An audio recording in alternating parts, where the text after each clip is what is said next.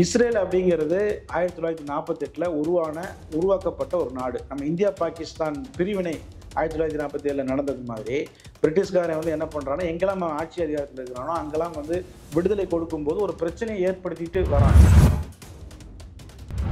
1948க்கு முன்பு வரைக்கும் உலக வரைபடத்தில் இஸ்ரேல் அப்படின்னு ஒரு மேப்ல ஒரு நாடு இருக்கு. அந்த பகுதியில் அந்த பிராந்தியத்தை கண்ட்ரோல் பண்ணுறதுக்கு நமக்கு ஒரு மிலிட்ரி பேஸ் வேணும். ஏன்னா இது ஃபுல்லாக முஸ்லீம் நாடுகளாக இருக்குது. என்னைக்குனாலும் இவங்க நம்ம எதிர்ப்பாங்க. அதனால் அந்த இடத்துல ஒரு பேஸ் வேணும். அப்போ இந்த பாலஸ்தீனம் லேண்டை இவங்களுக்கு கொடுத்துட்டு இவங்களுக்கு பயிற்சிலாம் கொடுத்து இவங்களை ஒரு நாடாக கிரியேட் பண்ணிட்டோம்னா நமக்கு இவங்க பின்னால் உதவுவாங்க. அப்போ ரெண்டு வின் டு வின் சுச்சுவேஷன், அவங்களுக்கும் பிரயோஜனம் நமக்கும் பிரயோஜனங்கிற முடிவுக்கு என்ன செய்கிறாங்கன்னா, யூதர்களை அங்கே குடியேற்றக்கூடிய திட்டங்களை குடியேற்ற ஆரம்பிக்கிறாங்க. இது 1940க்கு முன்பு நடக்குது இந்த சம்பவங்கள்லாம். உலகம் முழுக்க யூதர்கள் எங்கெல்லாம் அடக்குமுறைக்கு ஆளாக்க போகிறாங்களோ அவங்கெல்லாம் கப்பல்கள் அகதிகளாக அங்கே பாலஸ்தீனத்துக்கு வராங்க. எங்களை ஏற்றுக்கோங்க, அகதிகளாக அங்கே வந்திருக்கோம், எங்களை உலகமே கைவிட்டுருச்சு, நீங்கள் கைவிட்டுறாதீங்கன்னு சொல்லி இந்த கெஞ்சக்கூடிய புகைப்படங்கள்லாம் இன்று வரைக்கும் இருக்குது. நெட்டில் போய் பார்த்தீங்கன்னா இருக்கும். அப்படி அகதிகளாக கப்பலில் வராங்க. ஒட்டுமொத்த பாலஸ்தீன நிலமும் என்னோட எல்லை தான், நாங்கள் விரிவாக்கம் பண்ணிட்டே போவோம்னு சொல்லி 1948 இப்போ வரைக்கும் பார்த்தீங்கன்னா அவன் எல்லை விரிவாகிட்டே போயிட்டு இருக்கு. இன்னைக்கு இந்த பாலஸ்தீனம் அப்படிங்கிறதுல ஒரு 80% பிடிச்சிட்டான். இப்போ மீதி இருக்கக்கூடியது காசா அப்படிங்கிற ஒரு 10%, மேற்கு கரை ஒரு 10%, மீதி 80% இஸ்ரேலாக மாறிடுச்சு. நாங்கள் சரண்டர் ஆக மாட்டோம், நாங்கள் சின்ன குரூப் தான், ஆனால் உன்ட்ட சண்டை போட்டு சாவாமே தவிர நாங்கள் சரண்டர் ஆக மாட்டோம் அப்படின்னு சொல்லி இன்னைக்கு உலக வரலாற்றில் இஸ்ரேலும் அமெரிக்காவும் மிகப்பெரிய தோல்வியை சந்தித்த நாள் இன்னைக்கு. ஆனால் இதை தோல்வியாக வெளியில் சொல்ல முடியாமல் இவங்க இதை வெற்றியாக காட்டி கொண்டிருக்கிறாங்க. நகரம் வாய்ஸ் நேயர்களுக்கு வணக்கம். இன்று நம்முடன் இணைகிறார் ஊடகவியலாளர் திரு இஸ்மாயில் அவர்கள். வணக்கம் சார். வணக்கம். இஸ்ரேல் ஹமாஸ் ஒப்பந்தப்படி பார்த்தீங்கன்னா 20 பிணைக்கைதிகளை ரிலீஸ் பண்ணியிருக்கு ஹமாஸ். இதுக்கப்புறம் அங்கே என்ன மாதிரியான சூழல் நிலவ போகுது சார்? ஹமாஸ் அவர்களிடம் இருந்து 20 கைதிகளை விடுதலை பண்ணியிருக்கிறாங்க. 28 உடல்களை ஒப்படைக்கிறாங்க. மொத்தம் 48 பேர் அப்படிங்கிறது கணக்கு. இந்த விஷயத்தை பொறுத்த வரைக்கும் நம்ம முன்னாடி இருந்து கொஞ்சம் இது எதனால் நடந்ததுன்னு கொஞ்சம் சின்ன பார்த்தோம்னா கொஞ்சம் நல்லாயிருக்கும். அக்டோபர் 7, 2022 தான் ஹமாஸ் அமைப்பு இஸ்ரேல் மீது ஒரு திடீர் தாக்குதலை நடத்துகிறாங்க. எல்லோருக்கும் என்ன கேள்வினா, ஹமாஸ் எதற்காக இஸ்ரேல் மீது இப்படி ஒரு தாக்குதலை நடத்தணும், எதற்காக அங்கே போய் கைதிகளை எல்லாம் போய் பிடிச்சிட்டு வரணும், அப்படி பண்ணதுனால இப்போ என்ன ஆயிடுச்சுன்னா, இஸ்ரேல் காசா மீது பெரிய போரை நடத்தி இன்னைக்கு 60,000-70,000 பேரை கொண்டு குவிச்சிட்டாங்க, 1,00,000 பேர் காயமடைஞ்சிட்டாங்க. அப்படின்னா இதற்கு காரணம் இந்த ஹமாஸ் அமைப்பு தான். இவங்க போய் அங்கே போய் தாக்குதல் நடத்தாமல் இருந்திருந்தாங்கன்னா இப்படி ஒரு இனப்படுகொலை நடந்திருக்காது. இவங்க போய் அங்கே போய் கைதிகள்லாம் பிடிச்சிட்டு வராமல் இருந்தாங்கன்னா இப்படி நடந்திருக்காது அப்படிங்கிறது தான் பொதுவான பார்வையாக இருக்குது. இது எப்படின்னா, ஊடகங்கள் கட்டமைக்கக்கூடிய செய்தி. நீங்கள் நியூஸ் சேனல்ஸை தொடர்ந்து பார்த்தீங்கன்னா அந்த ஹிஸ்ட்ரியை அக்டோபர் 7லேருந்து அவங்க ஸ்டார்ட்டே பண்ணுவாங்க. இந்த சம்பவத்தை பற்றி குறிப்பிடும்போது அக்டோபர் 7 ஹமாஸ் இப்படி அடிச்சதுனால இஸ்ரேல் போர் தொடங்கி இப்படி தான் ஸ்டார்ட் பண்ணுவாங்க. இதோட வரலாற்றை சுருக்கமாக நம்ம சொன்னோம்னா தான் இந்த முழு பிரச்சனை என்னங்கிறது தெரியும். இஸ்ரேல் அப்படிங்கிறது 1948 உருவாக்கப்பட்ட ஒரு நாடு. நம்ம இந்தியா பாகிஸ்தான் பிரிவினை 1947 நடந்தது மாதிரி பிரிட்டிஷ்காரன் என்ன பண்றானோ, எங்கெல்லாம் ஆட்சி அதிகாரத்தில் இருக்கிறானோ அங்கெல்லாம் விடுதலை கொடுக்கும்போது ஒரு பிரச்சனையை ஏற்படுத்திட்டு வரான். அப்படி அதில் ஒன்று தான் நம்ம இந்தியா பாகிஸ்தான் பிரச்சனை. அவன் நினைச்சிருந்தா ஒரே நாடு தான் சொல்லிட்டு போயிருந்தானா இங்கே இவ்வளோ பிரச்சனை வந்திருக்காது. அப்போ அவனுடைய பிரிட்டிஷுக்கு நிறைய ஹிடன் அஜெண்டாஸ் இருக்குது. அதே மாதிரி அவன் இப்போ ஆக்கிரமிப்பு பண்ண ஒரு நிலம் தான் இந்த பாலஸ்தீனம். இப்போ நம்ம பாலஸ்தீனம் நம்ம சொல்கிறது இப்போ இருக்கக்கூடிய இந்த காசா, மேற்கு கரைன்னு ஒரு பகுதி இருக்குது, ஜெருசலம் அப்படின்னு ஒரு பகுதி இருக்குது, இது இல்லாமல் இஸ்ரேல் இருக்குது. இந்த எல்லாமே சேர்ந்தது தான் பாலஸ்தீனம். அப்போ 1948க்கு முன்பு வரைக்கும் உலக வரைபடத்தில் இஸ்ரேல் அப்படின்னு ஒரு மேப்பில் ஒரு நாடே இருக்காது. இந்த நாடு எப்படி உருவாக்கப்படுது அப்படின்னா, யூதர்கள் அப்படிங்கிறவங்க ஒரு இனம். அவங்க ஒரு மதத்தை ஃபாலோ பண்ணுறாங்க. அவங்க உலகம் முழுக்க சிதறி இருக்கிறாங்க. அவங்களுடைய நிலம், மூதாதையர் நிலம் அப்படிங்கிறது இந்த அரேபிய நிலங்கள் தான். அரேபிய நிலங்களில் பறந்து வாழ்ந்து வராங்க. திடீர்னு வெவ்வேறு காலகட்டங்களில் வெளிநாடுகளுக்கு அங்கெல்லாம் போயிடுறாங்க. போயிட்டு இருக்கும்போது என்னன்னா, இவங்களுக்கு பல குணாதிசயங்கள் இருக்கு. யூதர்களுக்குன்னு நிறைய குணாதிசயங்கள் இருக்கு. இந்த குணாதிசயங்களை பிற உலக மக்கள் ஏற்றுக்கல. குறிப்பாக ஐரோப்பியர்கள் குறிப்பாக கிறிஸ்தவ மக்கள் இவங்களை ஏற்றுக்கல, யூதர்களை ஏற்றுக்கல. ஏன்னா யூதர்கள் தான், இயேசுநாதர் ஒரு யூதர், இவர் யூத இனத்துல பிறந்தவர் தான். பட் அந்த இயேசுநாதரை காட்டி கொடுத்தவங்க யூதர்கள். அதே போல மத ரீதியாக வந்து கிறிஸ்தவர்களுக்கு எதிரான யூதர்கள் இருக்கிறாங்க. இப்படி வந்து மத ரீதியான நம்பிக்கை காரணமாக யூதர்களை கடுமையான ஒடுக்குமுறைக்கு ஆளாக்குறாங்க. ரஷ்யால, அதே போல ஐரோப்பால எல்லா இடங்களும் யூதர்களுக்கு கடுமையான அடக்குமுறை. இன்னைக்கு இங்க வந்து நம்ம தீண்டாமைன்னு சொல்றோம்ல, இதை விட கொடூரமான அடக்குமுறைக்கு யூதர்கள் ஆளாக்கப்படுறாங்க. எதனாலனா அவங்களுடைய குணாதிசயங்கள். அவங்க நிறைய விஷயங்கள் விசித்திரமா பண்றாங்க. ஹிட்லர் வந்து யூதர்களை கொன்னு குவிச்சாருன்னு நம்ம பார்த்திருக்கோம். ஒரு வரலாறு. வரலாறு. அதுல வந்து நிறைய உண்மை இருக்கு, நிறைய பொய் இருக்கு. அது ஏன் யூதர்களை வந்து அவர் கொண்டு குவிச்சார் நீங்க ஹிட்லர்ட்ட கேட்கும்போது அவர் சொல்றாரு, இவங்க வந்து மந்திரங்கள் பண்ணுவாங்க. இந்த நாட்டை சீர்குலைக்கிறதுக்கு என்னென்னலாம் பண்ணுமோ அதை வந்து பண்ணுவாங்க. விலைவாசியை வந்து உயர்த்துவாங்க. அதிகமான வட்டிக்கு கடன் கொடுத்து மக்களை வந்து சுரண்டுவாங்க. இப்படி பல பிளாக் குற்றச்சாட்டுகளை மேஜிக் பண்ணுவாங்க. பிளாக் மேஜிக் பண்ணுவாங்க. அப்படி அதாவது வந்து ஹிட்லர் என்ன செய்வார் அப்படின்னா, அதிகமா மழை பெஞ்சு பயிர்கள் நாசமாயிடுச்சுனாலும் யூதர்களை தான் அடிப்பாரு. மழையே பெய்யாம வறட்சியா இருந்தாலும் யூதர்களை தான் அடிப்பாரு. விலைவாசி உயர்ந்தால் யூதர்களை அடிப்பாரு. விலைவாசி குறைஞ்சு விவசாயிகள் நஷ்டமாற மாதிரி இருந்தாலும் யூதர்கள் தான். ஏன்னா எல்லாத்தையுமே இவன் தான் காரணம் அப்படிங்கிற மாதிரி அவர் நம்பினாரு. அப்படி ஐரோப்பியர்கள் அப்படி பொதுவாக நம்பினாங்க. ரஷ்யால எப்படி அப்படின்னா, ஒரு யூதர் வந்து ஒரு ஊர்ல இருக்கிறாருன்னா அவர் இன்னொரு ஊருக்கு போறதுன்னா கூட அரசாங்கத்துக்கு அனுமதி வாங்கிட்டு தான் போகணும். அந்த அளவு கண்காணிப்பின் கீழ் அவங்க வைக்கப்பட்டிருக்காங்க. உலகம் முழுக்க ஒடுக்குமுறை. 2ஆம் உலகப் போர்ல வந்து மிகப்பெரிய அளவுல ஹிட்லரால ஒடுக்குமுறைக்கு ஆளாக்கப்படுறாங்க. அப்பதான் அவங்கள வந்து ஒருத்தர் என்ன செய்யறாருன்னா, தியோடர் ஹெர்சல் அப்படின்னு சொல்லக்கூடிய ஒரு யூத பத்திரிகையாளர், ஹங்கேரியை சேர்ந்தவர். அவர் என்ன செய்யறாருன்னா, நம்ம பிரச்சனைக்கு ஒரே தீர்வான தனி நாடு நமக்கு வேணும். அந்த தனி நாடு இருந்துச்சுன்னா நம்மளை யாரும் டச் பண்ண முடியாது. நம்ம ஒரு மிலிட்டரி ஃபோர்ஸை வந்து ஏற்படுத்தலாம். அப்படி ஏற்படுத்தி நம்மளே பாதுகாத்துக்கலாம் ஒரு கொள்கையை வந்து யூதர்கள் மத்தியில் பரப்புறாரு. யூதர்கள் ஒடுக்குமுறைக்கு ஆளாக்கப்பட்டிருந்தாலும் கூட உலகத்தினுடைய மிகப்பெரிய பணக்காரர்களாக, அறிவுஜீவிகளாக அவங்க தான் இருந்தாங்க. காரல் மார்க்ஸ் வந்து ஒரு யூதர். ஐன்ஸ்டீன் வந்து ஒரு யூதர். மிகப்பெரிய கண்டுபிடிப்புகளை கண்டுபிடிச்ச பெரிய பெரிய அறிவியல் அறிஞர்கள் எல்லாமே யூதர்கள். பெரிய பேங்க் சிஸ்டத்தை உருவாக்கினது அவங்க தான். பேங்க் அப்படின்னு நம்ம இன்னைக்கு ஃபாலோ பண்ணணும், இந்த சிஸ்டத்தை உருவாக்கினது, இன்னைக்கு இஎம்ஐ, இன்னைக்கு காரியமே, ஹோம், இதெல்லாம் சொல்றோம்ல, இது எல்லாத்தையும் உருவாக்கினதே அவங்க தான். அப்ப அவன் அந்த தியோடர் ஹெர்சல் என்ன சொல்றாருன்னா, நம்மகிட்ட பணம் இருக்கு, நம்ம பெரிய அறிவாளிகளா இருக்கிறோம், ஆனா எண்ணிக்கையில குறைவா இருக்கிறோம், நம்மளை எல்லாரும் போட்டு அடிக்கிறாங்க, நம்ம வந்து நம்ம யாரும் எதுவும் செய்ய முடியல. அப்ப தனி நாடு வேணும் ஒரு கொள்கை, அதாவது சியோனிசம். அவன் அந்த கொள்கை பேர் தான் சியோனிசம். அவருடைய கொள்கையின் அடிப்படையில் அவர் என்ன செய்யறாரு அப்படின்னா, நமக்கு தனி நாடு வேணும், அப்ப எங்க அந்த நாட்டை உருவாக்குறது அப்படின்னு ஆலோசனை செய்யறாரு. யூத காங்கிரஸ், ஜியோனிஸ்ட் காங்கிரஸ் அப்படின்னு ஒரு மாநாட்டை ஏற்படுத்தி ஒரு கூட்டத்தை, உலகம் முழுக்க உள்ள யூதர்கள் எல்லாம் கூப்பிட்டு ஒரு கூட்டத்தை நடத்தி ஒரு அமைப்பை உருவாக்கி அந்த அமைப்போட தலைவராக அவர் மாறுறாரு. அவங்களோட நோக்கம் என்ன, தனி நாட்டை உருவாக்குறது அப்படிங்கிற முடிவு பண்றாங்க. இந்த தனி நாட்டை எங்க போய் உருவாக்குறது அப்படின்னு சொல்லும்போது அங்கங்க நிறைய சஜஷன் சொல்றாங்க. நம்ம அர்ஜென்டினால நிறைய இருக்கிறோம், அங்க போய் உருவாக்கிடலாம். ஆப்பிரிக்கால லேண்டு நமக்கு நல்லா சீப்பா கிடைக்கும், அங்க போய் உருவாக்கிடலாம். இப்படி பல டிஸ்கஷன் பண்ணும்போது அதுல ஒரு ஆலோசனை என்ன வருதுன்னா, இந்த பாலஸ்தீன நிலத்துல தான் நம்ம மூதாதைய நிலம், அரேபியால தான் நம்ம வாழ்ந்தோம், அதனால அங்க போய் நம்ம ஏற்படுத்திடுவோம். அங்க வந்து இப்ப பிரிட்டிஷ் ரூல் தான் நடந்துட்டு இருக்கு, அப்ப பிரிட்டிஷ்காரங்கள்ட்ட ஆதரவோட நம்ம அங்க போய் ஏற்படுத்திடுவோம் அப்படின்னு சொல்லி ஒரு இது வைக்கும்போது அதை எல்லாரும் ஏத்துக்கிறாங்க. அப்ப இவங்க எல்லாம் என்ன செய்ய, ரூத் செயல்டூன் மிகப்பெரிய யூத பணக்காரர், பிரிட்டன்ல இருக்கிறார், அவர்கிட்ட போய் இந்த கொள்கையை சொல்லி அவர் அதில் ஈர்க்கப்பட்டிருக்கார். அவர் அதுக்கப்புறம் என்ன செய்யறாங்கன்னா, பிரிட்டனினுடைய அப்போதைய வெளியுறவுத்துறை அமைச்சர் பால்ஃபோர் அப்படிங்கிற அவர்கிட்ட போய் இந்த விஷயத்த சொல்றாங்க, எங்களுக்கு ஒரு நாடு ஏற்படுத்தி கொடுங்க அப்படின்னு சொல்லும்போது அவர் வந்து என்ன செய்யறாரு, இதனால எங்களுக்கு என்ன நன்மைன்னு கேட்கிறாரு. அப்போ உங்களுக்கு என்ன நன்மை அப்படின்னா, உங்களுக்கு நாங்கள் வந்து 2ஆம் உலக போர்ல பிரிட்டனுக்கு பணம் இல்லை, பண பற்றாக்குறை, போர் நடக்குது, அதற்கு நாங்கள் வந்து ஃபண்டு பண்றோம், எங்களால் முடிஞ்ச அளவுக்கு பணங்களை நாங்கள் கொடுத்து உதவுறோம் அப்படிங்கிறாரு. அப்ப பிரிட்டன் என்ன யோசிக்கிறாங்கன்னா, அவங்க வந்து ஒரு பெரிய பேரரசு, உலகம் முழுக்க வந்து உலக நாடுகளை கண்ட்ரோல் பண்ணணும் அப்படின்னு சொன்னா அவங்களுக்கு அங்கங்க பேஸ் தேவை, ராணுவ தளங்கள் தேவை. இப்போ இந்த பாலஸ்தீன நிலைமை அப்படிங்கிறது பார்த்தீங்கன்னு சொன்னா, உங்களுக்கு ஐரோப்பாவிலிருந்து ஆசியாவுக்கு நம்ம வர்றோம் அப்படின்னு சொன்னா அந்த சூயஸ் கால்வாய் வழியாக நம்ம வந்து கடல் வழியாக வர்ற மாதிரி இருக்கும். அப்ப அந்த பகுதியில வந்து அந்த பிராந்தியத்தை கண்ட்ரோல் பண்றதுக்கு நமக்கு ஒரு மிலிட்ரி பேஸ் வேணும். ஏன்னா இது ஃபுல்லா முஸ்லீம் நாடுகளா இருக்கு, என்னைக்குனாலும் இவங்க நம்ம எதிர்ப்பாங்க, அதனால வந்து அந்த இடத்துல ஒரு பேஸ் வேணும். அப்ப இந்த பாலஸ்தீனங்கள் லேண்டை இவங்களுக்கு கொடுத்துட்டு இவங்களுக்கு பயிற்சியெல்லாம் கொடுத்து இவங்களை ஒரு நாடா கிரியேட் பண்ணிட்டோம்னா நமக்கு இவங்க பின்னால உதவுவாங்க. அப்ப 2 வின் டு வின் சுச்சுவேஷன், அவங்களுக்கும் பிரயோஜனம் நமக்கும் பிரயோஜனம்ங்கிறது முடிவுக்கு வந்து என்ன செய்யறாங்கன்னா, யூதர்களை அங்க குடியேற்றக்கூடிய திட்டங்களை குடியேற்ற ஆரம்பிக்கிறாங்க. இது வந்து 1940க்கு முன்பு நடக்குது இந்த சம்பவங்கள்லாம். கொஞ்சம் கொஞ்சமா யூதர்கள் வந்து கொஞ்சம் கொஞ்சமா குடியேறாங்க. இந்த இந்த காலகட்டத்தில் யூதர்களுடைய எண்ணிக்கைங்கிறது அந்த இப்ப இருக்கிற இஸ்ரேல்ல, பாலஸ்தீனம், இந்த மொத்த டோட்டலாவே பாத்தீங்கன்னா வெறும் 6% யூதர்கள் இருக்கிறாங்க. இந்த திட்டத்தை செயல்படுத்துவதற்கு முன்பு ஏற்கனவே ஒரு 6% யூதர்கள் அங்க இருக்கிறாங்க, அவ்வளவுதான். இவன் திட்டத்தை செயல்படுத்துறதுக்கு பிறகு என்ன பண்றான்னா, உலகம் முழுக்க யூதர்கள் எங்கெல்லாம் அடக்குமுறைக்கு ஆளாக்க போகிறாங்களோ அவங்கெல்லாம் கப்பல்கள் அகதிகளாக அங்கே பாலஸ்தீனத்துக்கு வராங்க.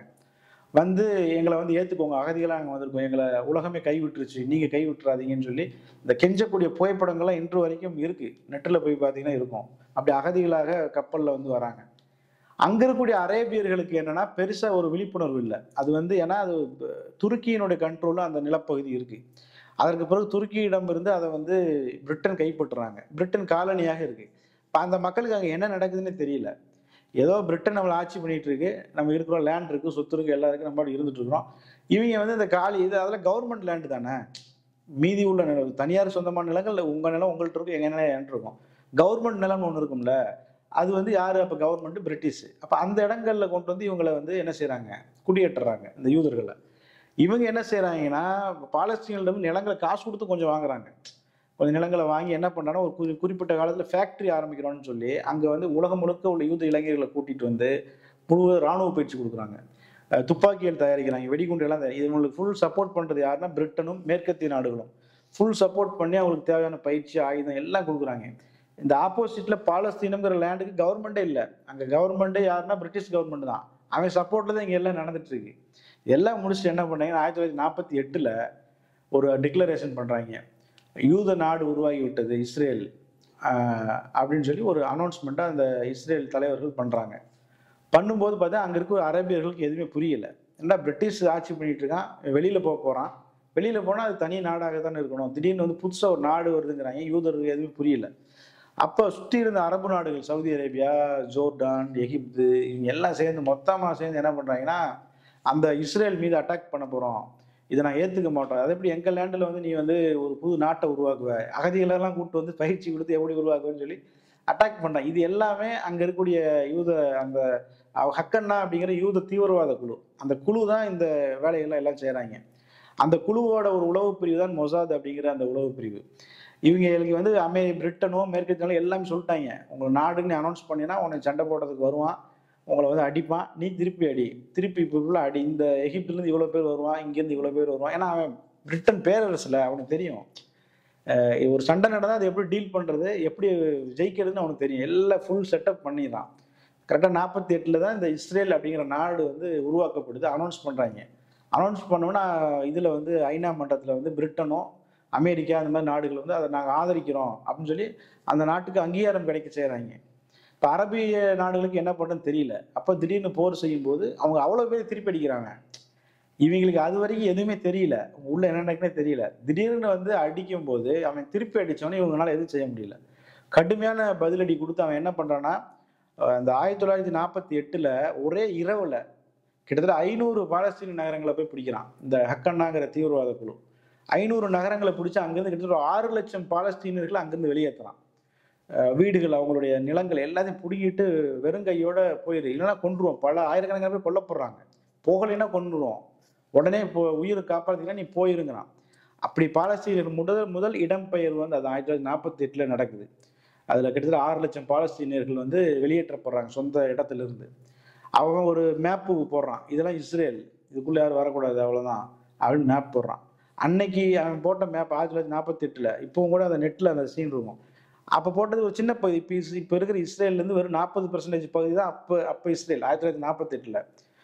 அதுக்கப்புறம் அவன் என்ன சொல்றான்னா உன்னோட எல்லை தான் எது அப்படின்னு கேட்டால் எல்லையே இல்லைங்கிறான். ஒட்டுமொத்த பாலஸ்தீன நிலமும் என்னோட எல்லை தான், நாங்கள் விரிவாக்கம் பண்ணிட்டே போவோம்னு சொல்லி 1948 இப்போ வரைக்கும் பார்த்தீங்கன்னா அவன் எல்லை விரிவாகிட்டே போயிட்டு இருக்கு. இன்னைக்கு வந்து இந்த பாலஸ்தீனம் அப்படிங்கிறதுல ஒரு 80% பிடிச்சிட்டான். இப்போ மீதி இருக்கக்கூடியது காசா அப்படிங்கிற ஒரு 10%, மேற்கு கரை ஒரு 10%, மீதி 80% வந்து இஸ்ரேலாக மாறிடுச்சு. அப்போ இந்த பிரச்சனை அக்டோபர் 7 2023 ஸ்டார்ட் ஆகலை. இது ஸ்டார்ட் ஆனது 1917 ஸ்டார்ட் ஆயிடுச்சு. முதல் உலக போருக்கு பின்னாடி இந்த பிரச்சனை ஸ்டார்ட் ஆயிடுது.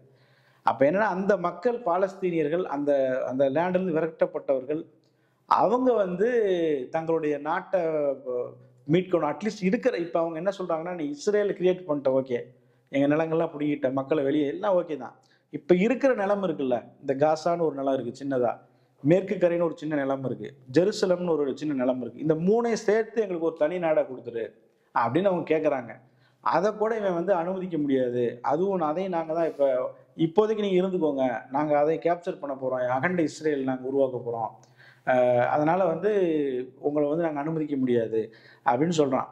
இதை எதிர்த்து தான் இந்த காசாங்கிற பகுதியில் அந்த ஹமாஸுங்கிற அமைப்பு வந்து தொடர்ந்து சண்டை போட்டே இருந்தவங்க அந்த அக்டோபர் 7ஆம் தேதி ஒரு பெரிய தாக்குதலை நடத்துகிறாங்க. எதற்காகனா இவன் வந்து நிறைய பாலஸ்தீனில் பிடிச்சி ஜெயிலில் போட்டு வச்சுருக்காங்க. கிட்டத்தட்ட 8000 பேத்துக்கு மேலே அந்த டைம்ல 8000 பேத்துக்கு மேலே ஜெயிலில் இருக்கிறாங்க. அவங்கள விடுதலை செய்வதற்கான எந்த சட்ட வாய்ப்புகளுமே இல்லை. இப்போ நீங்கள் இஸ்ரேல் கோர்ட்டில் போய் கேஸ்லாம் போட்டுலாம் அவங்கள ரிலீஸ் பண்ண முடியாது. அவனா சொன்னா அவனா விட்டது அவ்வளோதான். பெண்கள் குழந்தைகள் அப்படின்னு சொல்லி கிட்டத்தட்ட சிறைச்சாலைகளில் தான் வந்து நிறைய குழந்தைகள் பிறந்திருக்கு. பெண்களை வந்து கர்ப்பிணி பெண்கள்லாம் பிடிச்சிட்டு போயிட்டான் அப்படின்னா அந்த ஜெயிலில் தான் குழந்தைய பிறக்கும். அந்த குழந்தை ஜெயிலே தான் வளரும். 10 வருஷம் 15 வருஷம் ஆனாலும் விடவே மாட்டான். அந்த பெண் வந்து இஸ்ரேலுக்கு எதிராக செயல்படுறார், இஸ்ரேலுக்கு எதிராக பேசுறாரு அப்படின்னு தெரிஞ்சா வேற எந்த குற்றச்சாட்டும் சொல்ல தேவை, விசாரணைன்னு சொல்லி கூட்டு போய் 15 வருஷம் வச்சிருவான். அப்ப அவங்களை வெளியேற்றுவதற்கு எந்த வழி இல்லை அப்படிங்க போய் தான் ஹமாஸுங்கிற அந்த இயக்கம், அது வந்து பாலஸ்தீனியர்களுடைய இயக்கம், பாலஸ்தீனியர்களாக உருவாக்கப்பட்ட இயக்கம். இந்த ஹமாஸின் தலைவர்கள்னு சொல்லக்கூடியவங்களாம் யாருன்னா எல்லாருமே இஸ்ரேலில் விரட்டி அடிக்கப்பட்டவர்களுடைய பிள்ளைகள். அங்கிருந்து இஸ்மாயில் ஹனியா அப்படின்னு ஹமாஸ் தலைவர் யஹ்யா சின்வர், யஹ்யா சின்வர் தான் இந்த அட்டாக்கை பண்ணது. யஹ்யா சின்வர் வந்து அட்டாக் பண்ணிட்டாருன்னா அவர் யாரு, அவருடைய ஊர் எது, அவருடைய தாத்தா எங்க இருந்தார், இஸ்ரேலுக்குள்ள இருந்தாரு. அவங்க தாத்தாவை விரட்டி அடிக்கிறாங்க. அப்ப அவங்க அப்பா சின்ன குழந்தையா இருக்கிறாரு. அவர் காசாவில் அகதிகள் முகாமில் தங்குறாரு. அவர் குழந்தை பிறக்குது யஹ்யா சின்வர்னு சொல்லி. அந்த யஹ்யா சின்வருக்கு அவர் சொல்லுவார்ல, எப்பா நம்ம இடம் வந்து அங்க இருக்கு, நம்மளை எல்லாத்தையும் பிடுங்கிட்டு விரட்டி விட்டான், நம்ம அகதியா இங்க இருக்கிறோம்னு சொல்லுவார்ல. அவன் பெருசான என்ன பண்ணுவான், அதைத்தான் பண்ணியிருக்கிறான். அதான் அக்டோபர் 7ஆம் தேதி தாக்குதல். அதற்கு பிறகு பார்த்தீங்கன்னா அப்பவே நெதன்யாகு நினைச்சிருந்தாருன்னா இந்த போரை வந்து முடிவு கொண்டு வந்திருக்கலாம். 250 கைதிகளை இஸ்ரேலில் சேர்ந்த 250 பேர் பிடிச்சிட்டு போயிட்டாங்க. இவங்களை விடுவிக்கணும் அப்படின்னா பாலஸ்தீன கைதிகள் எல்லாத்தையும் நீங்க விடுதலை பண்ணுங்க, அப்பதான் நாங்க விடுதலை செய்வோம்னு சொல்றாங்க ஹமாஸ். உடனே நெதன்யாகு என்ன செய்யறாருன்னா, நீ அவ்வளவு பெரிய ஆளா, நாங்க வந்து உலகத்தினுடைய மிகப்பெரிய இராணுவம், இஸ்ரேலுங்கிறது உலகத்தினுடைய மிகப்பெரிய சக்தி வாய்ந்த இராணுவம், அயன் டோம் வச்சிருக்கிறோம், எங்க நாட்டுக்குள்ள ஒரு சின்ன பறவை பறந்ததா கூட சுட்டு வீழ்த்தக்கூடிய அளவுக்கு டெக்னாலஜி எங்கள்கிட்ட இருக்கு, மிகப்பெரிய பணக்கார நாடு, அமெரிக்காவே எங்க பாக்கெட்டுக்குள்ளதான் இருக்கு, அமெரிக்கா உலகத்தையே பாக்கெட்ல வச்சிருக்கான், ஆனா அமெரிக்காவே நாங்க சொல்றதான் செஞ்சாகணும், அந்த அளவுக்கு உலகத்துல வலிமை படைச்சவங்க நாங்க, என்னையவே நீ அடிச்ச என்ன பண்ற பாரு அப்படின்னு உங்க ஹமாஸுங்கிற அந்த இயக்கத்தையே நான் அழிச்சிருவேன், ஒருத்தன் விடாம எல்லாத்தையும் அழிக்க போறேன், இங்க காசால இருக்கிற மக்கள் ஒரு 20 லட்சம் பேர் இருக்கிறாங்க, 20 லட்சம் பேரையும் நான் அப்படியே வேரோட பிடிங்கி கொண்டு போய் உலகம் முழுக்க வீச போறேன், அகதிகளாக எல்லாத்தையும் திரிய விட போறேன், அந்த லேண்டை வந்து கைப்பற்ற போறேன், அங்க இருக்க கைதிகளை நானே சண்டை போட்டு எடுக்க போறேன் அப்படின்னு சொல்லி அந்த போரை வந்து நெதன்யாகு ஸ்டார்ட் பண்றாரு. ஆனா அங்க இருக்கக்கூடிய அந்த ஹமாஸ் இயக்கம் அதே போல பிற போராளி குழுக்கள் அவங்க என்ன பண்றாங்கன்னா, கைதிகளை விடுதலை செய்யணும்னா உட்காந்து பேசுவோம், இல்ல சண்டைக்கு வர்றதுனா நீ சண்டைக்கு வா, நாங்க வந்து அதை எதிர்கொள்ள தயார் அப்படிங்கிறாங்க. இப்படியே அந்த சண்டை 2 வருஷமா நடக்குது. 2 வருஷத்துக்கு பிறகு இன்னைக்கு தான் என்ன செஞ்சிருக்கிறாங்கன்னா, எஞ்சிய கைதிகள் வெறும் 20 பேர் வந்து விடுதலை செய்யப்பட்டிருக்கிறாங்க. அப்படி விடுதலை செய்யப்பட்டவர்கள் எப்படி செய்யப்பட்டிருக்கிறாங்கன்னா, நெதன்யாகு சொன்ன மாதிரி இந்த ஹமாஸ் இயக்கம் வந்து நெதன்யாகு காலடியில் வந்து சரண்டர் ஆகலை. ஐயா எங்களை உயிரோடு விட்டுருங்க, உங்க கைதிகளை நான் ஒப்படைக்கிறேன்னு சொல்லி ஒப்படைக்கல. அவன் இப்பவும் என்ன சொல்லிட்டான், எங்க கைதிகளில் 2000 பேர் நீ விடுதலை பண்ணுவான், 20 பேர் விடுதலை பண்றேன் அப்படின்னு சொல்லி 2000 பேர் விடுதலை பண்ணதுக்கு பிறகுதான் 20 இஸ்ரேல் கைதிகளை விடுதலை பண்ணியிருக்கான். அப்ப நாங்க வந்து அவன் சரண்டர் ஆகலை, நாங்க சரண்டர் ஆக மாட்டோம், நாங்க சின்ன குரூப் தான், ஆனா உன்ட்ட சண்டை போட்டு சாவாமே தவிர நாங்க வந்து சரண்டர் ஆக மாட்டோம் அப்படின்னு சொல்லி இன்னைக்கு வந்து உலக வரலாற்றுல இஸ்ரேலும் அமெரிக்காவும் மிகப்பெரிய தோல்வியை சந்திச்ச நாள் இன்னைக்கு. ஆனா இதை தோல்வியாக வெளியில சொல்ல முடியாம இவங்க இதை வெற்றியாக காட்டி கொண்டிருக்கிறாங்க. அமெரிக்கா அதிபர் ட்ரம்ப்புக்கு விருது கொடுக்க போறோம், இது எங்களுக்கு பெரிய வெற்றி, இவனுக்கு மிகப்பெரிய வரலாற்றுல அமெரிக்கா உலகத்தினுடைய மிகப்பெரிய வல்லரசு அமெரிக்கா 2000 அணுகுண்டு வச்சிருக்கான், உலகத்துல யார்கிட்டயுமே இல்லை, 2000 அணுகுண்டு வச்சிருக்கிறான். அடுத்ததாக இஸ்ரேல், அவன் இருக்கிற டெக்னாலஜி உலகத்துல யார்கிட்டயுமே இல்லை, அயன் டோம் வச்சிருக்கிறான். அதாவது வந்து உலகத்துல எல்லா நாடுகளையும் கூட தேவையோட அதிகமான போர் விமானம் அவன் தான் வச்சிருக்கான். இஸ்ரேல வந்து ஒரே நேரத்துல 50 நாடுகள் இஸ்ரேல் மீது போர் தொடுக்கிறாங்கன்னு வைங்களேன், 50 நாடுகள் போர் தொடுத்தா கூட 50 நாட்டை திருப்பி அடிக்கிற அளவுக்கு விமானம் வச்சிருக்கான், போர் விமானம். 50 பேரை திருப்பி அடிக்கிற அளவுக்கு பைலட்ஸ் வச்சிருக்கான். உலகம் முழுக்க சர்வே பண்றான். ஹமாஸினுடைய மொசாதுங்கிற உளவுத்துறை வந்து உலகத்தில் உள்ள எல்லா நாட்டையுமே சர்வே பண்ணிட்டு இருக்கான். எல்லா நாடுகளும் உளவுத்துறை இருக்கு அவனுக்கு. இந்தியாவில தமிழ்நாட்டினுடைய முதலமைச்சர் யாரு சொன்னா கையெழுத்து போடுவாரு, முதலமைச்சருக்கு யார் ரைட் ஹேண்ட் லெஃப்ட் ஹேண்ட் எல்லா தகவலும் எடுத்து வச்சிருக்கான். மொசாதுங்கிறது அதுதான். அமெரிக்க உளவுத்துறைக்கு ட்ரைனிங் கொடுக்குறாங்க. அந்த அளவுக்கு சக்தி வாய்ந்த ஒரு நாடு, சக்தி வாய்ந்த இராணுவம். இன்னொரு பக்கம் அமெரிக்கா, இன்னொரு பக்கம் மேற்கத்திய நாடுகள், பிரிட்டன், பிரான்ஸ் மாதிரி நாடுகள், இவ்வளவு பேர் சேர்ந்தும் கூட ஒரு சின்ன ஆயுத குழுட்ட இன்னைக்கு தோல்வி அடைஞ்சு அவன் டிமாண்டுக்கு ஒத்துக்கிட்டு 20 பேரை வந்து திருப்பி கூட்டிட்டு போயிருக்காங்க. இதுதான் அந்த காசாவில் நடந்த ஒரு வரலாற்று சுருக்கம். ஆனால் நெதன்யாகு சொன்னது என்னன்னா, ஹமாஸை தரமட்டமாக இது பண்ணுவோம், அவங்கள இல்லாமல் ஆக்குவோம் அப்படின்னு தான் சொல்லிட்டே உள்ளே வந்தது. ஆனால் பார்த்தீங்கன்னா இதை தாண்டி 67,000 பேர் பாலஸ்தீனர்கள் இனப்படுகொலை செய்யப்பட்டிருக்காங்க. இது எப்படி பார்க்குறீங்க சார்? அதாவது முதல்ல வந்து பாலஸ்தீனம் அப்படிங்கிற ஒரு நாடாக இல்லை. அதனால அந்த பழைய நாடாக இல்லைன்னா பாலஸ்தீனிய தலைவர் யாசர் அரபாத்னு ஒருத்தர் இருந்தார் இல்லையா?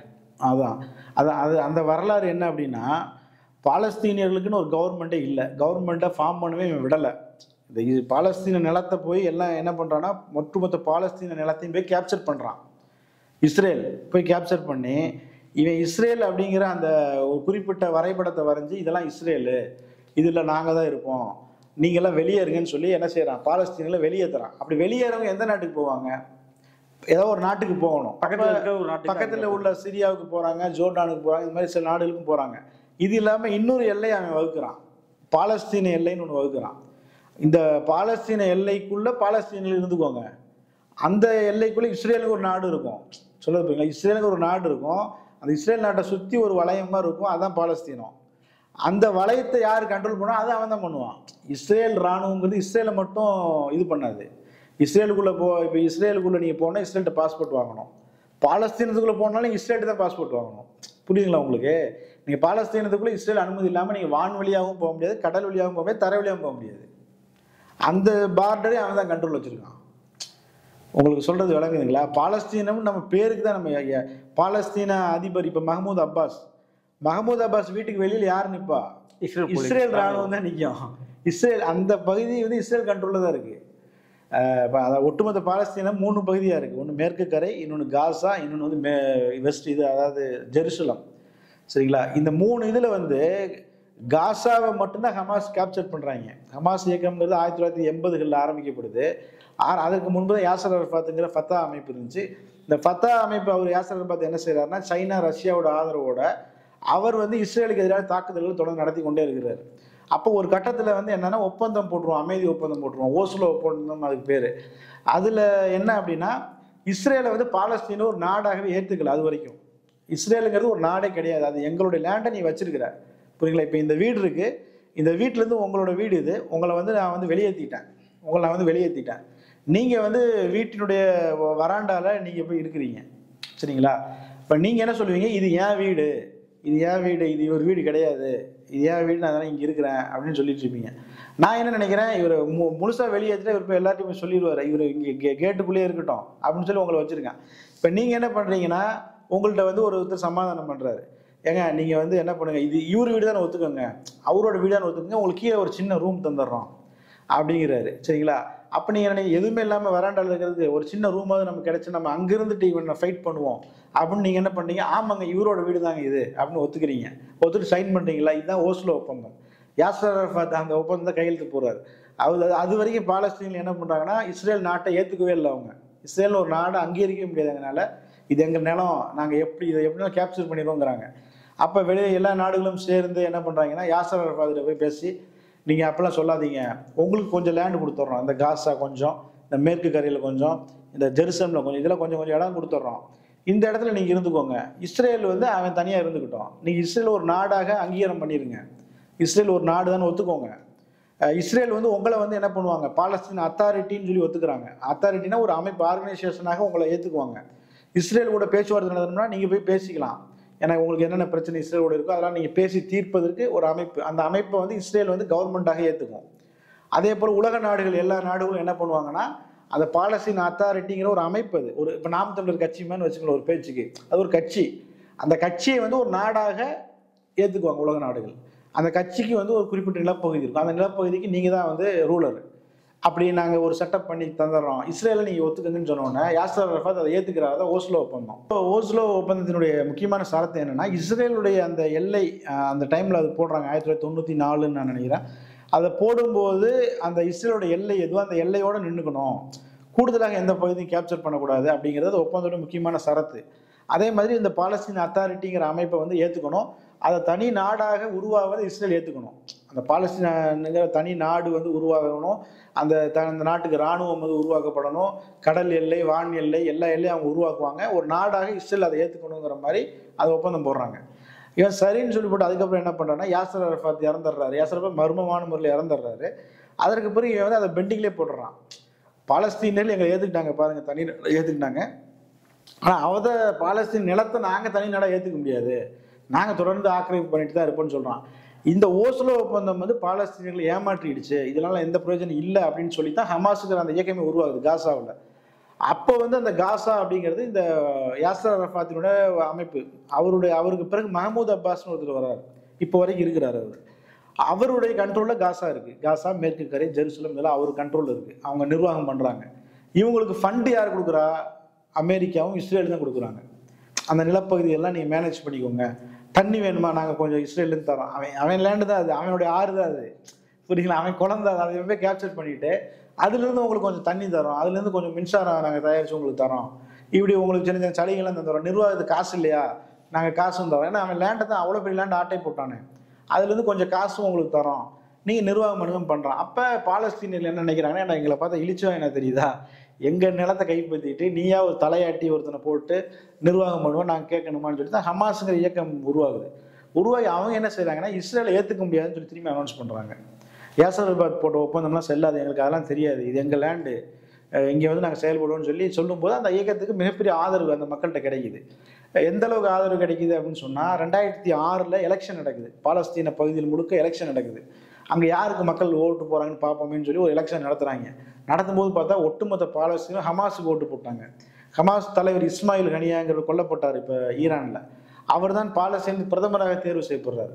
அப்போ ஒட்டுமொத்தமாகவும் பாலஸ்தீனர்களும் ஹமாஸ் பக்கம் நிற்கிறாங்க. ஹமாஸோடைய கொள்கை என்னன்னா, இஸ்ரேல் ஏற்றுக்கொள்ளவே மாட்டோங்கிறது தான் கொள்கை. இஸ்ரேல் தனி நாடாகவே ஏற்றுக்க மாட்டோம். இப்போ அந்த கொள்கைக்கு தான் பாலஸ்தீனில் ஆதரவு தராங்க அப்படின்னு தெரிஞ்சதுக்கு பிறகு என்ன பண்ணுறாங்கன்னா, ஹமாஸ் இயக்கத்தை வந்து சர்வதேச அளவில் பேன் பண்ணுறாங்க. அமெரிக்கா, பல நாடுகள் வந்து இந்த இயக்கத்தை ஏற்றுக்க முடியாது, ஹமாஸ் ஆட்சியில் இருக்கிற வரைக்கும் நாங்கள் ஹமாஸுக்கு சப்போர்ட் பண்ண மாட்டோம், ஃபண்டெல்லாம் நிறுத்துறோம், தண்ணியை நிறுத்துறோம் அப்படின்னு சொல்லி அப்பயே நிறுத்திட்டான். இந்த ஃபைட்டு தான் இப்படி போயிட்டு இருக்கும்போது திடீர்னு காசாங்கிற லேண்டை வந்து என்ன பண்ணாங்க, ஹமாஸ் வந்து கேப்சர் பண்ணிடுவாங்க. மேற்கு கரைங்கிறது அது அப்படியே இருக்குது, மஹமூத் அப்பாஸ் கண்ட்ரோலில் இருக்குது. ஜெருசலம் இவங்க கண்ட்ரோலில் இருக்குது. அந்த காசா நிலத்தை மட்டும் ஹமாஸ் முழுமையாக கேப்சர் பண்ணி அங்கே இருக்கக்கூடிய அந்த மஹமூத் அப்பாஸை விரட்டிடலாம். இஸ்ரேல் அதுக்குள்ளே வர முடியல, காசாவுக்குள்ளே வர முடியல, வந்தால் தாக்குதல் நடத்துகிறான்.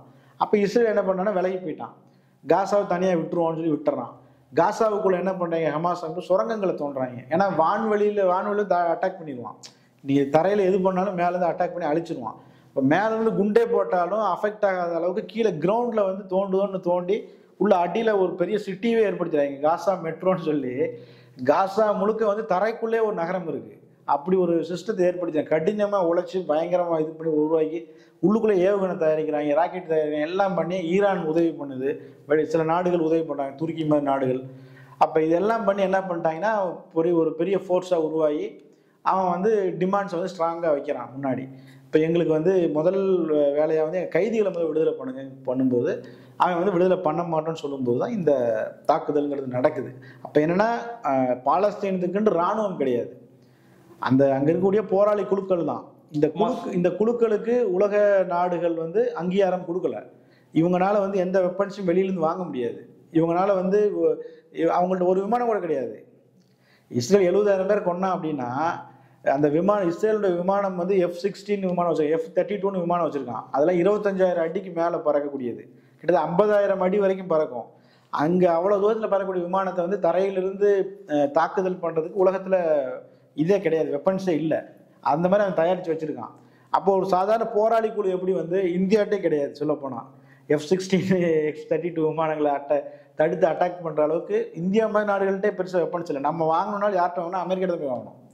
இப்போ இஸ்ரேலோட சண்டை எங்களுக்கு வந்துருச்சு, இஸ்ரேல் விமானத்தை நாங்கள் தடுக்கணும்னா நம்ம வெப்பன்ஸ் யார்கிட்ட போனால் அமெரிக்காட்ட தான் போய் வாங்கணும், அவன் தரமாட்டான். இந்த மாதிரி சூழ்நிலை தான் இருக்குது. அப்போ அது ஒரு போராளி குழு, அவங்களால வந்து தரையில் தான் சண்டை போட முடியும். வானத்துலேருந்து குண்டு போட்டானா தடுக்கக்கூடிய அளவுக்கு அவங்கள்ட்ட கெப்பாசிட்டி இல்லை. அதை பயன்படுத்தி அவன் என்ன செய்கிறான்னா, ஹமாஸை வந்து அவனால் சண்டை போட்டு தரையில் இருந்து சண்டை போட்டு அவனால் எதுவும் செய்ய முடியல. அப்போ பொதுமக்களை கொல்லுவோம், பொதுமக்களை பெண்களை கொல்லுவோம், குழந்தைகளை குண்டு போட்டு கொல்லுவோம், கொன்னா இவன் வந்து நம்ம சொல்றதை கேட்பான் அப்படின்னு சொல்லி என்ன செய்யறான், தொடர்ந்து ஈவு இறக்கமே இல்லாமல் ஒரு நாளைக்கு 200 பேரை கொல்றான். இப்போ கிட்டத்தட்ட 70,000 பேர்ல 20,000 பேர் வந்து குழந்தைகள், கிட்டத்தட்ட 20,000 பேர் வந்து பெண்கள், மீதி உள்ளவங்க தான் ஆண்கள். அதில் வந்து பார்த்தீங்கன்னு சொன்னால் ஹமாஸை கொல்றோன்னு சொல்லி ஹமாஸை அவனால் அழிக்கவே முடியல இப்போ வரைக்கும். அவன் இப்போ வரைக்கும் அவன் டேபிளில் உட்காந்து பேச்சுவார்த்தை நடத்துகிற அளவுக்கு தான் இருக்கான். இவன் கொன்னது பூரா யாருன்னா அப்பாவி பொதுமக்கள் தான். அப்போ இதை யாருக்கு தட்டி கேட்கணும்? ஐக்கிய நாடுகள் மன்றம், பெரிய பெரிய வல்லரசு நாடுகள், இவன் தான் தட்டி கேட்கணும். ஏண்டா நீ சண்டை யார் கூட போடுற, யாரை கொல்லுற, அப்பாவிகளை வந்து ஏன் கொல்ற அப்படின்னு தட்டி கேட்கணும். அதற்கான அருகதை அப்படிங்கிறது உலகத்தில் இல்லை. சர்வதேச நீதிமன்றத்தில் தென்னாப்பிரிக்கா வழக்கு போட்டிருக்காங்க. வழக்கை விசாரித்து நீதிமன்றம் சொல்லிட்டான் இவன் வந்து இனப்படுகொலை பண்ணியிருக்கான், இவன் வந்து ஒரு போர் குற்றவாளி நெதன்யாகு. கிட்டத்தட்ட 163 நாடுகள் நினைக்கிறேன். அந்த நாடுகளுக்கு இவன் போகவே முடியாது. நெதன்யாகு போனான்னா அரெஸ்ட் பண்ணிடுவாங்க, போர் குற்றவாளியாக அனௌன்ஸ் பண்ணப்பட்டிருக்கு. பட் ஆனால் 70,000 மக்கள் கொண்டு குவிக்கப்பட்ட பிறகு இவனை போர் குற்றவாளியாக அறிவித்து என்ன பிரயோஜனம்? எந்த பிரயோஜனம் இல்லை. எப்படி அவன் தப்பிச்சுட்டு தான் போகிறான். எனவே வந்து என்ன, உலகத்தினுடைய மிக மோசமான ஒரு காட்சிகளை நம்ம இன்னைக்கு பார்க்குறோம். ஆனால் அதையும் தாண்டி அந்த பாலஸ்தீனியர்களுடைய உறுதி இருக்குல்ல, அது வந்து நம்ம வரலாற்றில் கூட இது வரைக்கும் பார்த்ததில்லை. ஏன்னா உங்களுக்கு வந்து ஒரு 20 பேரை இஸ்ரேல்காரன் இங்கே இருக்கிறான் அப்படின்னு சொல்லி காட்டி கொடுத்தா போதுமே அவங்களுக்கு. பாலஸ்தீனியர்கள் நினச்சிருந்தாங்கன்னா காட்டி கொடுத்துருக்கலாம்ல, கைதிகள்லாம் இங்கே இருக்கிறாங்க, எங்களை ஒன்றும் பண்ணாதீங்க, எங்களை போய் பிடிங்கன்னு சொல்லியிருக்கலாம்ல. மக்கள் காட்டி கொடுக்கவே இல்லை. செத்தாலும் பரவாயில்ல, குழந்தைகள் செத்தாலும் பரவாயில்ல, பெண்கள் செத்தாலும் பரவாயில்ல, இந்த டிமாண்டு, நம்ம டிமாண்டுக்கு அங்கே வரணும். 2 வருஷமாக வந்து அங்கே தண்ணி கிடையாது, மின்சாரம் கிடையாது. அலுவலகங்கள்லாம் வந்து மொபைல் லைட்டை வச்சு தான் பண்ணியிருக்கிறாங்க. ஜென்ரேட்டர் பெருசாக கிடையாது, ஜென்ரேட்டர்களுக்கு பெட்ரோல் கிடையாது. ஹாஸ்பிட்டலில் வந்து பார்த்தீங்கன்னா மயக்க மருந்துகள் இல்லை. குழந்தைகளுக்கெல்லாம் பார்த்தீங்கன்னு சொன்னால் மயக்க மருந்தே இல்லாமல் அந்த வினிகரை வச்சு அறுவை சிகிச்சை வந்து பண்ணக்கூடிய ஒரு நிலை. அவ்வளவு கஷ்டம் துன்பத்தை அனுபவிச்சும் கூட பாலஸ்தீனியர்கள் வந்து இன்னைக்கு ஜெயிச்சிருக்கிறாங்க. ஏன்னா இவன் என்ன சொன்னான்னா, நெதன்யாகு வந்து உங்க எல்லாத்தையும் வெளிநாட்டுக்கு விரட்ட போறேன், உங்களை அகதிகளாக்க போறேன், நீங்க உடனே அங்கிருந்து வெளியேறிடுங்க அப்படின்னு சொல்லி கடுமையான மிரட்டல், கடுமையான குண்டு வெடிப்பு எல்லாம் நடந்துச்சு. இன்னொரு பக்கம் ட்ரம்ப் என்ன சொன்னாருன்னா, நான் காசாவை ரிவேரியாவை மாற்ற போறேன், காசாவை கைப்பற்றி வந்து நான் வந்து ஒரு சுற்றுலா தலமா, கடல் தலமா மாற்ற போறேன், சூப்பராக போறேன், எல்லாரும் வெளியில போயிருங்க அப்படின்னு சொன்னான். ஆனா அந்த மக்கள் என்ன சொன்னாங்கன்னா, நீ என்ன சொன்னாலும் நாங்கள் இங்கே தான் இருப்போம், நீ என்னை கொன்னாலும் சரி நாங்கள் இங்கே தான் சாகிறதுக்கு தயாரா இருக்கிறோம், நீ முடிஞ்சதை பண்ணிக்கன்னாங்க. இன்னைக்கு அந்த மக்கள் சொந்தமா அவங்களோட வீட்டுக்கு இன்னைக்கு போயிருக்கிறாங்க. அவங்க வீடுலாம் இடிக்கப்பட்டு தரைமட்டமாக்கப்பட்டுருச்சு. ஆனாலும் இன்னைக்கு வந்து அவங்க இடத்துக்கு போயிருக்கிறாங்க. இன்னைக்கு 5 லட்சம் மக்கள் அவங்க வீடுகளுக்கு திரும்பி இருக்கிறாங்க. இஸ்ரேல் சொன்னதும் நடக்கல, அமெரிக்கா சொன்னதும் நடக்கல. அந்த உறுதியோடு நின்னாங்க பாத்தீங்களா, அவங்க தான் இன்னைக்கு வந்து எந்த ஆயுதங்களும் இல்லாத நிராயுத பாணிகள், அவங்க தான் இன்னைக்கு வந்து ஜெயிச்சிருக்கிறாங்க. பாலஸ்தீனத்தை தனி நாடாக இஸ்ரேல் அங்கீகரிக்க ஏன் மறுக்கிறாங்க? ஏன்னா தனி நாடாக அங்கீகரிச்சுட்டாங்க அப்படின்னு சொல்லி சொன்னா அது அவங்களுடைய லேண்ட், இஸ்ரேலும் அவங்களுடைய லேண்டு தான். அப்போ என்னைக்குனாலும் அவங்க அந்த லேண்டை வந்து திரும்பி கேட்பாங்க. இவன் என்ன பண்ணியிருக்கான் அப்படின்னா, இஸ்ரேல் அப்படிங்கிற அந்த நாடு வந்து ஒரு ஒரு இயற்கையான நாடே முதல் கிடையாது. ஒரு இயல்பான, இப்போ இந்தியா, ஒரு தமிழ்நாடு, ஒரு தேசிய இன மக்களை கொண்ட நாடே முதல் கிடையாது இஸ்ரேல். ஏன் அப்படின்னா அது வந்து இப்போ உலகத்தில் பல பகுதியில் வாழ்ந்த யூதர்களை கொண்டு வந்து அங்கே போட்டிருக்கான். கருப்பர்கள் இருப்பாங்க, அவங்கெல்லாம் வந்து பல ஆண்டுகளுக்கு முன்பு ஆப்பிரிக்காவில் குடியான யூதர்கள். அவன் கருப்பர்கள் மாதிரியே இருப்பான். அந்த ஆப்பிரிக்காவினுடைய தட்பவெப்பத்துக்கு ஏற்ற மாதிரி தான் அவனுடைய வாழ்க்கை இருக்கும். சில யூதர்கள் வந்து ஐரோப்பாவில் வாழ்ந்தவங்க, அதே போல் அரேபிய நாடுகளில் வாழ்ந்தவங்க, ஆசியாவில் வாழ்ந்தவங்க, இப்படி உலகத்தில் உள்ள பல பகுதியில் வாழ்ந்த யூதர்களை கொண்டு போய் அங்கங்கே கொண்டு போய் மொத்தமாக குமிச்சிருக்கிறான். அது ஒரு தேசிய இனமாகவே இல்லை, ஒரு மொத்தத்தில் மொழியே இருக்காது அவனுக்கு. ஹீப்ரு அப்படிங்கிற குறிப்பிட்ட பர்சன்டேஜ் மக்கள் தான் பேசுவாங்க. ஒவ்வொரு பகுதியில் ஒவ்வொரு மொழியை பேசிகிட்டு இருப்பாங்க. ஏன்னா அவனுடைய லேண்டுங்கிறது வேற இல்லை, வேற இடத்துல தான் இங்கே வந்திருக்கிறான். அவன் என்ன பண்ணுறான்னா, பெரும்பாலானவர்கள் ஐரோப்பாவிலிருந்து வர்றாங்க. அப்போ ஐரோப்பா மாதிரி இது இருக்கணும் இந்த ஊர். இஸ்ரேல் வந்து அது பாலைவனம். இப்போ பாலைவனம் வந்து எப்படி ஐரோப்பா மாதிரி மாற்றுறதுன்னு சொன்னோன்னா, ஐரோப்பாவில் இருக்கக்கூடிய மரங்களை ஃபுல்லாக அங்கே கொண்டு வந்து நடுறான். அது பார்க்கறதுக்கு ஐரோப்பா மாதிரி இருக்கணும். ஏன்னா நம்ம அங்கேருந்து வந்துட்டோம்ல, அந்த இது ஒரு மாதிரி இருக்கும்ல, வெளியூரில் வந்து இருந்த மாதிரி இருக்குது. அப்போ மரங்களை ஃபுல்லாக நடு. அதுக்கப்புறம் தெருவு பேர் ஃபுல்லாக அரபி பெயர்கள்லாம் இருக்குது, இப்போ இந்த மாதிரி இதெல்லாம் அதெல்லாம் ஃபுல்லாக மாற்றி ஃபுல்லாக ஆங்கில பெயர்களை வைக்கிறது. இப்படி வந்து என்னென்னா அந்த லேண்டை வந்து இவனுடைய இது கஸ்டமைஸ் பண்ணியிருக்கான், அவ்வளோதான். இப்போ இவன் இஸ்ரேலியர்கள் எல்லோருக்குமே இரட்டை குடியுரிமை இருக்குது. இப்போ இவன் வந்து இங்கே மட்டும் சிட்டிசனாக இருக்க மாட்டான், அமெரிக்கா சிட்டிசனாக இருப்பான். இங்கே பிரச்சனை தின்னு அமெரிக்காவுக்கு ஓடி போயிடுவான், ஜெர்மனுக்கு ஓடி போயிடுவான், ஜப்பானுக்கு, இத்தாலிக்கு ஓடி போயிடுவான், பிரான்ஸுக்கு ஓடி போயிடுவான், பிரிட்டனுக்கு போயிடுவான். அப்போ என்னன்னா இது வந்து இரட்டை குடியுரிமை ஏன் கொடுத்து வச்சிருக்கிறான்னா, என்னைக்காவது பிரச்சனை வந்துச்சுன்னா என்ன பண்றது? என்னைக்காவது பிரச்சனை வந்து அவன் லேண்டு வீடு உங்களோடது. நீங்க கீழ இருக்கிறீங்க.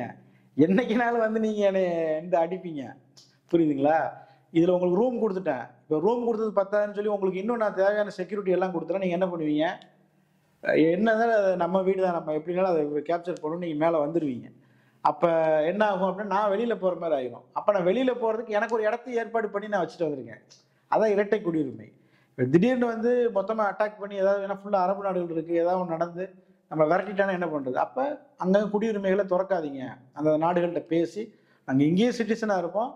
இஸ்ரேல்லயும் சிட்டிசனா இருப்போம். ஏதாவது பிரச்சனையாகி மொத்தமா எங்கள வந்து அடிச்சு விரட்டிட்டானா, நாங்க அங்க வந்து இருந்துக்குவோம். அப்படின்னு ஒரு ஃபுல் செட்டப்போட இருக்கிறான். இப்ப வந்து தனி நாடாக அங்கீகரிச்சுட்டான் அப்படின்னு சொன்னா, அவங்களுக்கு தனி நாடா ஆயிட்டாங்கன்னாவே, அவங்களுக்கு மிலிட்டரிக்கு தேவையான விஷயத்த அவங்களே பர்ச்சேஸ் பண்ண ஆரம்பிச்சுருவாங்க. இப்ப ராணுவத்த வலிமைப்படுத்துவாங்க. என்னைக்கா இருந்தாலும் வந்து அவங்க வந்து விடமாட்டாங்க. ஏன்னா, அவன் என்னுடைய லேண்ட தான் நீ திருடி வச்சிருக்கிற. அப்ப அடிக்கிறதுக்கு அவங்க தயங்க மாட்டாங்க. அத வந்து நம்ம அனுமதிக்க கூடாதுங்கிறதுனால என்ன பண்றான்னா, தனி நாடாக விட மாட்டோம் அப்படின்னு சொல்லிட்டு இருக்கான். நடப்பு நிகழ்வுகள் குறித்து பல்வேறு கருத்துக்களை பகிர்ந்தமைக்கு மிக்க நன்றி சார். மிக்க நன்றி.